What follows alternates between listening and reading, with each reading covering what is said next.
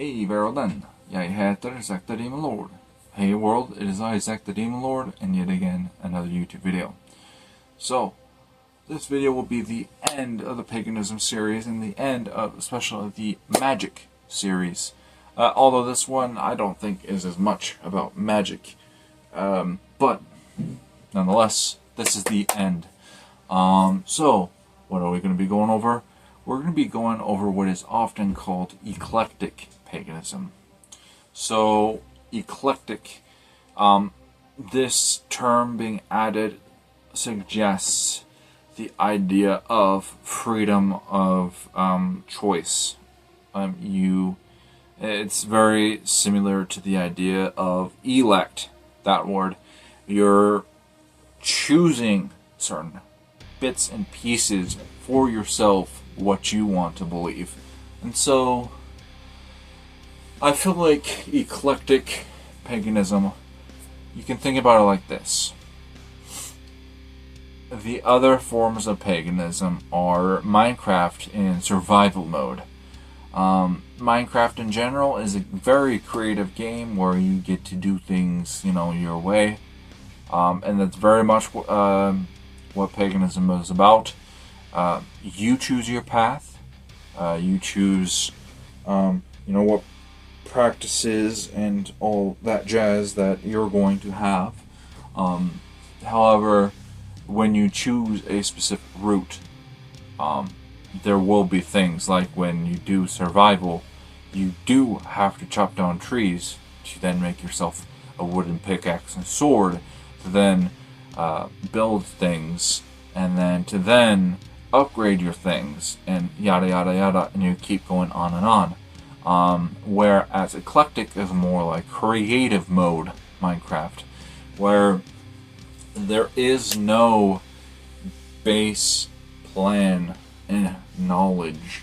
In a way too, though, it's more like it's more akin to the idea of Blockbuster, where you go into this movie store and you can pick out any selection of movies that you want.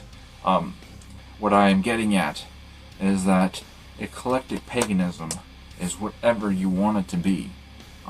So, as an example, someone could go and be like, I'm interested in magic. However, Wicca does magic, but I don't really believe in this duotheistic view. I just care about the magic practices, and so you're almost a Wiccan. But then, the one missing thing is this idea of the male-female gods. Just these two gods, one male, one female. You're like, we'll leave that part out. Or maybe you like little bits and pieces of the Wiccan magic, but then you like bits and pieces of the Druid magic. And so you merge them and then make your own thing out of it. Or maybe you're just a polytheist. All you believe in is the gods, and you, like everyone else, you worship them at an altar or in the forest. But you don't just pick a pantheon, you mix and match. One day you feel like giving an offering to Thor, and then the next week, same day next week, or maybe even next month, you then go and give a offering to Jupiter, and then a few months go by, and you go and pray to Loki, and then a few weeks go by, and then you're giving an offering to Ukko, and then you can probably see what's going on. You're worried about a family member that might pass away, and so you collectively then give a prayer to beings like Hades and Hell and these other sort of underworld gods. You give an offering to them to treat your loved one well, and then a few weeks go on, and Ooh, you just heard the bagpipe, the famous song, the Christian one. I forget what it's called, but you hear it and oh, Amazing Grace. That's what it's called, and you feel so good. You decide to give a prayer to Jesus Christ. A little odd, but then a few weeks go by, and you have this friend. He is, let's just say, he's Islamic. He's not feeling too great, and so you offer a prayer to Allah. And then, that same week, you're watching some anime, and, you know, the weather has been very terrible recently, and you just want the weather to stop. And so, you pray to, the Japanese god. I think it's Raijin, I think is the name. Double check if you want. But there's some sort of Thor-esque god.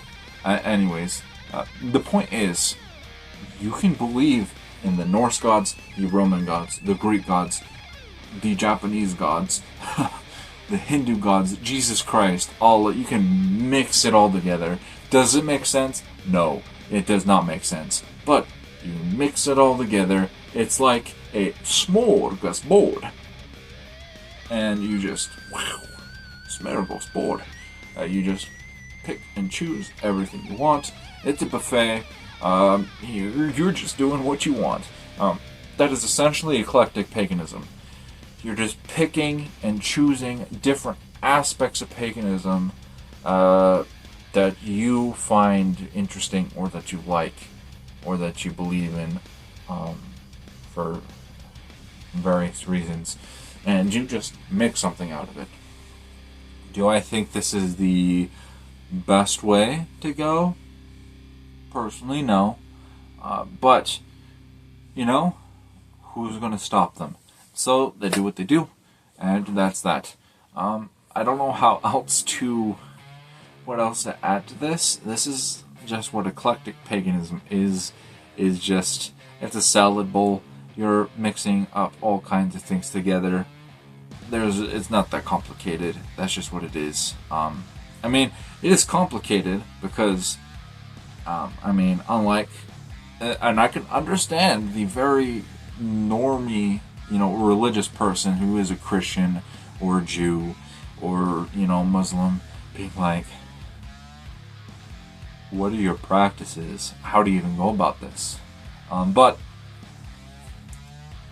that's just what it is. It's simple as that. There is no set thing. They're just making it up as they go.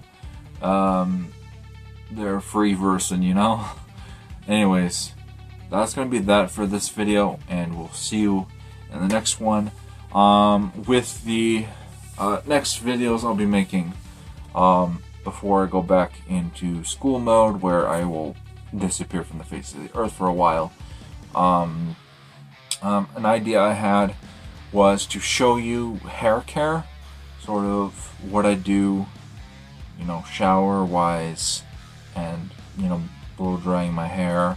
I thought I would try to make a video where I showcase that to help guys with long hair just get by.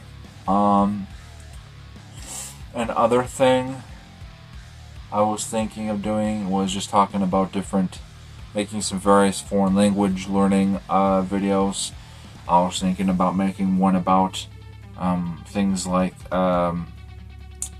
sort of, I don't want to spoil it, but background things that people don't consider with learning foreign languages, and then maybe just different other videos about different grammar and writing aspects and stuff. Anyways, I'm not going to spoil them, but if you're interested, you can watch them. Anyways, until the next video, or videos come out, until then, share, like, subscribe, all that jazz, and we'll see ya. Hey-do.